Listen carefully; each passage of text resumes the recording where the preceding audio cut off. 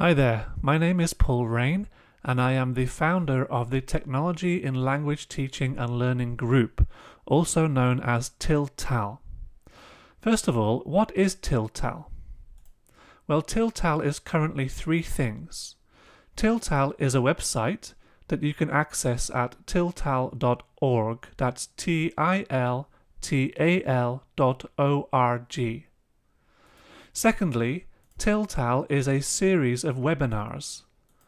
In the TILTAL webinars, we interview a range of experts within the technology and language teaching and learning field.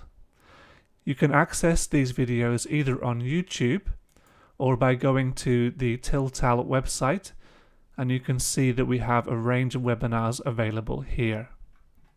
Finally, TILTAL is a Facebook group that you can access at facebook.com/groups/tiltal. Anyone is welcome to join the group, and in the group we discuss a variety of things relating to using technology to teach and learn languages. Now, if you are interested in using technology to teach or learn languages, you've probably encountered some of these terms here. Now, I'd like to briefly explain what these terms mean and give some examples about how they work, and also talk a little bit about the history of these terms. So first of all, we have call, and then we have tell, we have maul, and we have Maver. So call stands for Computer Assisted Language Learning. Tell means Technology Enhanced Language Learning. Maul is Mobile Assisted Language Learning. And Maver is Mixed Augmented and Virtual Realities. So, first of all, let's take a look at call. What exactly is call? When did it start? And what are some examples of call? So, what exactly is call? Well, call stands for Computer Assisted Language Learning, and it basically involves the use of computers to assist the learning of languages. This dates back to the very earliest use of computers in education around the late 1960s and early 1970s. Traditionally, call would have been done in a call lab, where students would go perhaps once or twice a week and study in a room that was full of computers that were loaded up with call software. However, more recently, with the mobility of laptops, call has become a lot less restricted.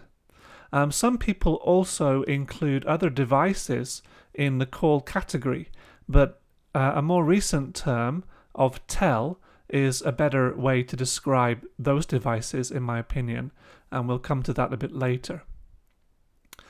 Call has traditionally been used in three ways. The first is to use the computer as a tutor. That is, that the computer will be teaching the student something. Oftentimes the computer will be used to drill the students on correct forms of grammar, for example, or correct forms of pronunciation. Other times computers have been used as tutees. That is, the students are using the foreign language to teach the computer to do something. So the computer is responding to the student's instructions in the foreign language. And finally, computers have been used as tools, that is, to connect learners together with other learners so they can have some kind of language exchange, or to connect the learner with their teacher so that the teacher can give feedback on the learner's language usage. So under the call paradigm, computers have generally been used either as a tutor, a tutee, or a tool. So what is tell? Well, tell stands for Technology Enhanced Language Learning, and tends to be a lot more inclusive term than call, although some people use the term call in the same way that tell is used, as a much more inclusive term. So it's inclusive in the sense of the devices that can be used within this area. So obviously in the 21st century, we have a much bigger wide range of devices than we did in the late 20th century. We have laptops, desktops, tablets, and smartphones, and we also have other devices like smartwatches, for example, as well. Tell tends to be much more inclusive, and it includes all of these different devices. So the other thing about TEL is it relates to this concept of normalization. Normalization was a concept introduced by Stephen Bax in the late 90s. He also revisited the idea again in 2011. If you want to read more about it, I recommend this paper called Normalization Revisited: The Effective Use of Technology in Language Education.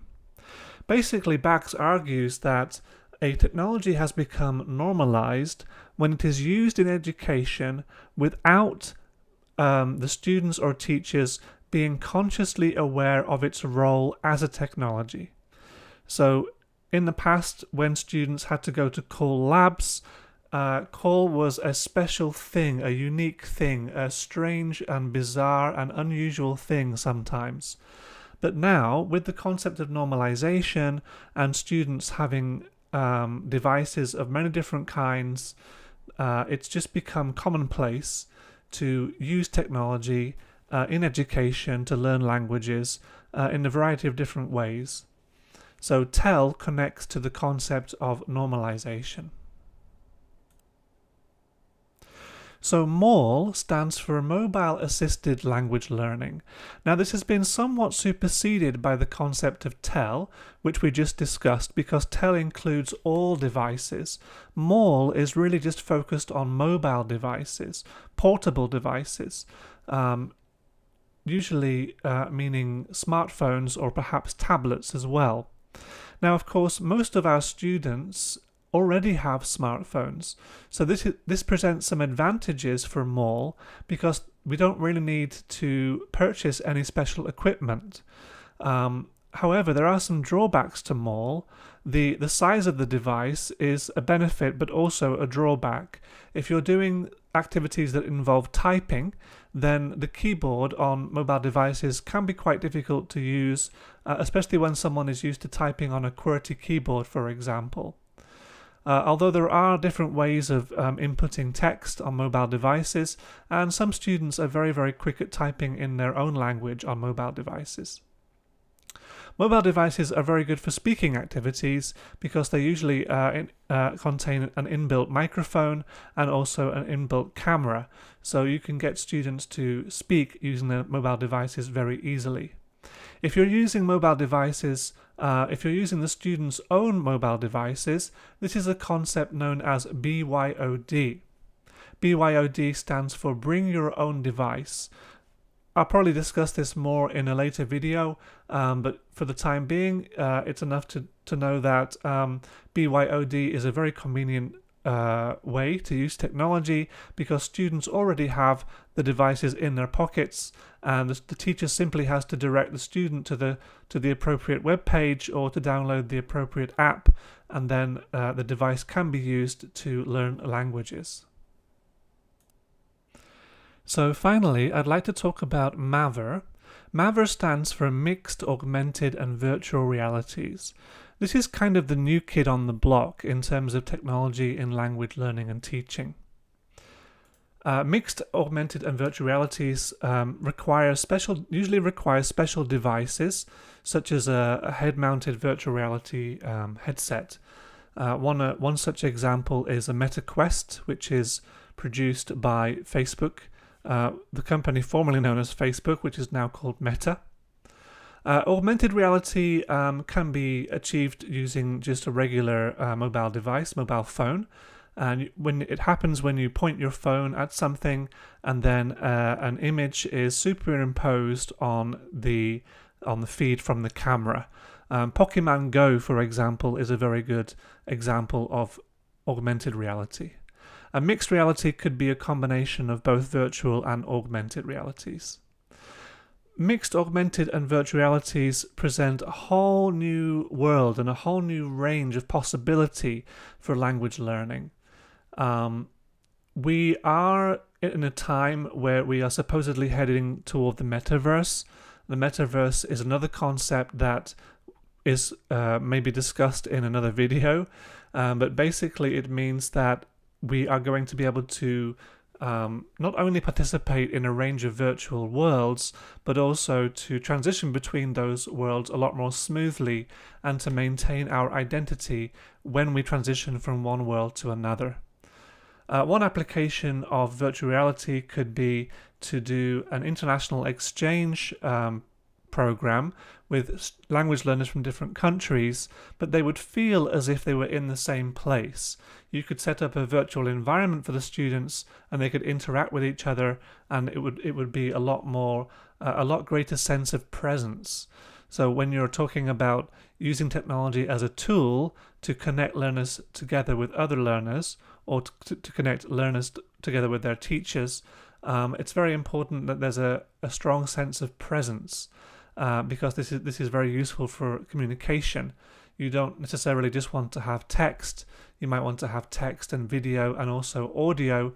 And of course, with virtual or augmented realities, you could also have a physical environment that has been reproduced in a virtual way.